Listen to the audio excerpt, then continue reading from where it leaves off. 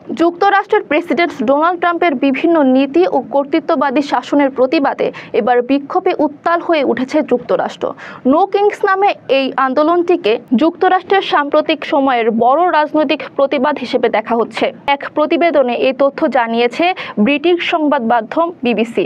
প্রতিবেদন অনুযায়ী স্থানীয় সময় শনিবার সকাল থেকে শুরু হওয়া এই নো কিংস আন্দোলন স্বল্প সময়ের মধ্যেই জনসমুদ্রের রূপ ধারণ করে।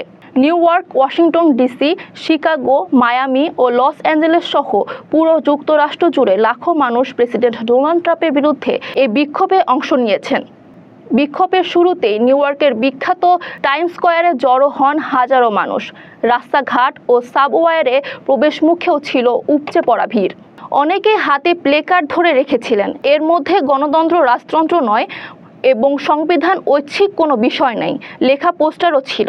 এদিকে বিক্ষোভ শুরুর আগে ট্রাম্পের ঘনিষ্ঠরা অভিযোগ তুলেছেন এসব প্রতিবাদ বিক্ষোভে বামপন্থী অ্যান্টিফা যুক্ত। এমনকি তারা এই বিক্ষোভে হেট আমেরিকা র্যালি বলে আখ্যা দিয়েছেন।